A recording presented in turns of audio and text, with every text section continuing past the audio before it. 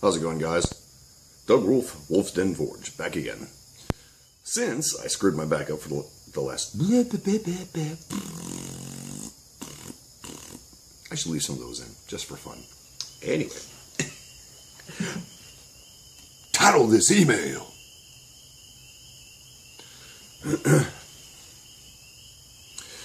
Hey, what's up, guys? Doug Wolf. So...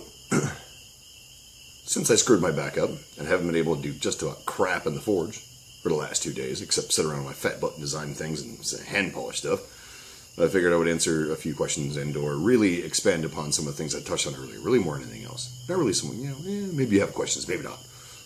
I don't know. I mentioned this, so I'm going to bring it up. The beautiful thing about just sitting on your ass and, talking is that since I'm not working with machinery, I can drink beer. It makes life worthwhile. Anyway, so one of the things I wanted to talk about, more than anything else really this time around, is I alluded earlier in one of my videos about leaving flaws in your work on purpose. In the veggie chopper, this one here that I'm giving away, that needs to be repolished because I'm a butthole. But you can see, little hammer mark there, little hammer mark there. Even on high-end custom commissioned pieces, I leave these there on purpose. And there's a reason for that. I'll tell you a story about why. It's hard to articulate this in words, but I'll tell you a story about why. One of the major reasons for that is here in a second. One of the first things I want to say is, for example, I have friends of mine who are in the bushcrafting community. Hey guys, Congo Chris, what's up? Among other guys, and they are really into their handmade bushcraft knives, and that's fantastic. And I mean, a lot of times they actually request on purpose to have hammer marks left in the piece, because it's the only way to definitively tell that it really was handmade and it wasn't cranked out on a machine somewhere in India or Pakistan or China or whatever. I'm outside and the mosquitoes right now are insane. So if you see me, randomly go or I don't have Tourette's, I'm killing mosquitoes. So anyway. Welcome to the swamp. Boom. So, because that reinforces to everybody who sees it. When they look at this, there's absolutely no doubt whatsoever this was not stamped out on a machine somewhere. That's leftover hammer mark. This is an actual forged finish, or as the French like to say, the brut de forge. This is the natural finish that the piece has coming out of an actual forge. You're not going to get that if it's stamped out of a piece of steel. And so... one of the things that really crystallized this in my mind, what really got me thinking this idea and proved it to me, is I moonlight for an artist by the name of William Lloyd. Some of you may know him. He's a rather famous knife maker and sword maker. And his primary forte is, carving, artwork. His artwork is absolutely spectacular. So several years back, I signed on with him doing woodworking and things like that. So essentially what I did was, handle making. This is one of my handles, and scabbard making. He taught me how to do this style of scabbard and this type of handles and stuff. And I got quite good at it, to the point where he would even tell his customers occasionally I do it better than he does. So for the most part, I would start making his handles and scabbards. And this freed him up to spend a lot less time, doing the grunt work and more time making fantastic artwork. And I enjoy doing this sort of work, so, it worked out. And one day, being an engineer by trade and by training, I had brought in a small 6-inch, machinist square with me to work one day. And I was working on a scabbard piece where you take, you start with a flat back piece and you take multiple pieces like bone and maybe some different highlighting exotic hardwoods and put them all together. And I laid my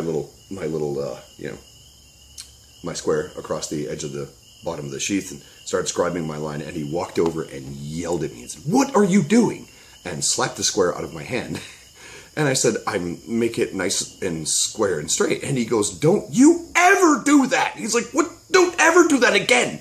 And he picked up my square and he threw it outside of the shop. And he goes, "I don't ever want to see that in my shop again."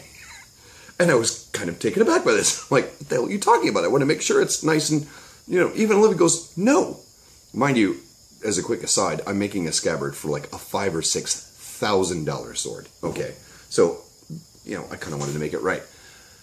And he said, no, don't ever make it perfectly square. Don't ever make it perfectly right. Don't ever make it exactly dead level to the eye, you know. Leave it just a little off. Not, you know, don't make it look janky, but if your angle, you know, take a pencil and go for your angle. And if it's not quite to the 90 degrees, fine, whatever, you know, just as long as it doesn't look terrible. But, you know, leave it a little off on purpose.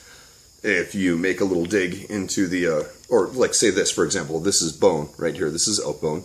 And instead of, you know, it's a natural curve in a leg bone right here, where you still have a little bit of the husk of the outside of the bone instead of being ground down perfectly smooth.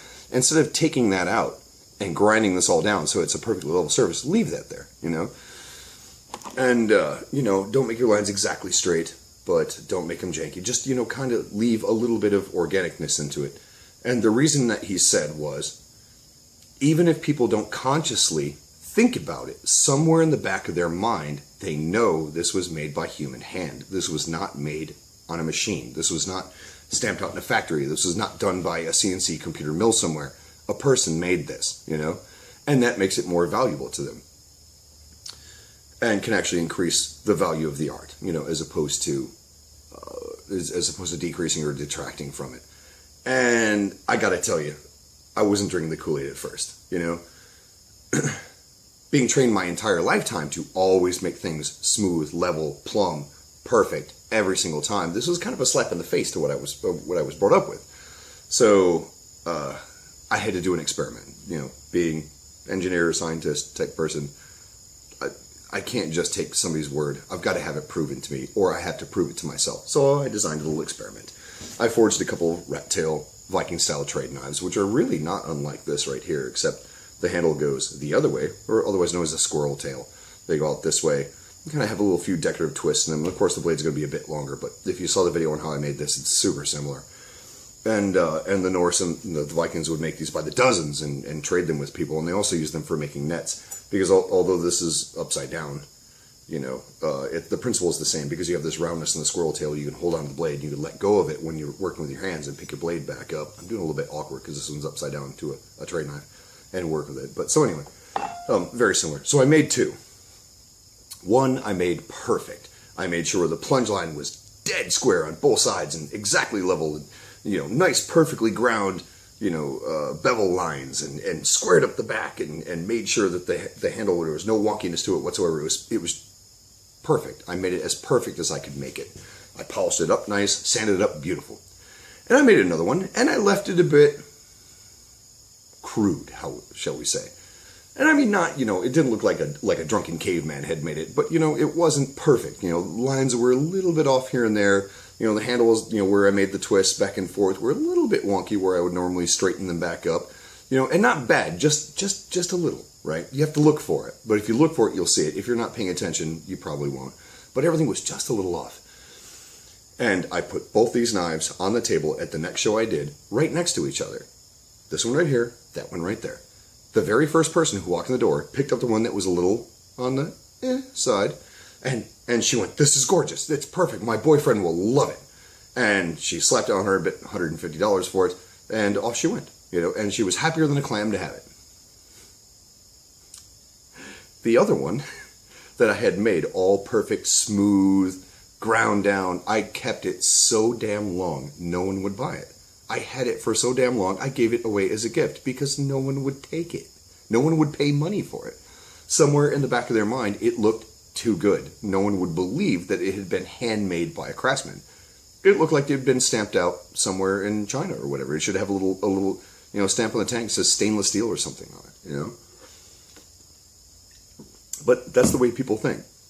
To give you an idea how far this extends, this is a piece that I worked on for several months. This is my first foray into this format.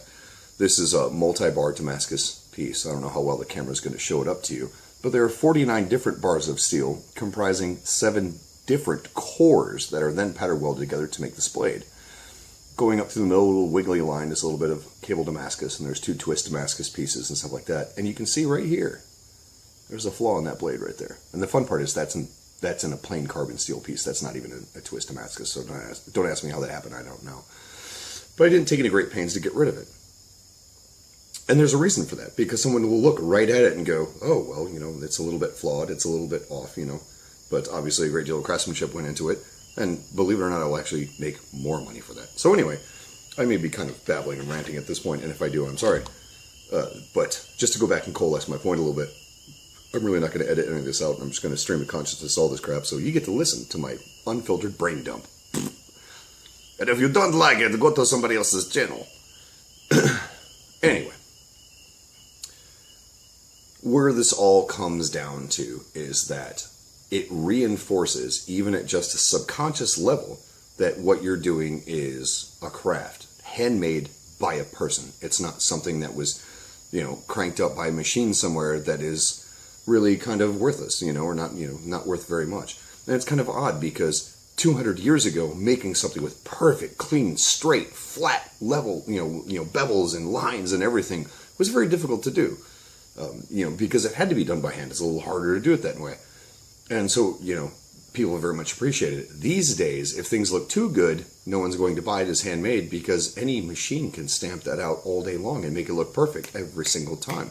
Go to Walmart and look at the whole rack of $20, $15, $10 knives they have sitting around there. Not a flaw in a single one of them you'll see. They all look, absolutely perfect. And that's why, because they're made by a machine. People who are willing to pay, extra money for good, handmade, high-quality pieces are not going to buy something made from a machine. They want to buy something made by a human being. And this is why I purposely leave flaws in pieces. You can call BS on it if you want to, but I have sold thousands of blades around the country. And believe me when I tell you, if something like this works, it works. You don't have to do it. I'm not trying to convince you. I'm just telling you. I made a remark earlier. Somebody commented on why I said that and wanted an explanation. Here's my explanation. Okay, so I hope that wasn't too rambly for you. And, if there's something else you want to know on this topic, if I didn't quite explain the point right, if I'm just a rambling jackass, you can say that too. Please leave me a comment below. Let me know how I'm doing, good, bad, or indifferent. Make funny remarks about my mom, whatever you'd like to do. If you enjoyed this video, please hit the like button, the little thumbs up. Bing! Lets me and YouTube as well know that, this wasn't complete crap. And consider subscribing to my channel if you'd like to see more of this type of content. And if you really like what I do, please consider visiting my Patreon page, which I'll have a link bing, down there, and becoming a patron. Even so much as $1 a month goes a great way, or a great length towards allowing me to do this on a more regular basis. So thank you guys. Thanks for watching, and have a great day.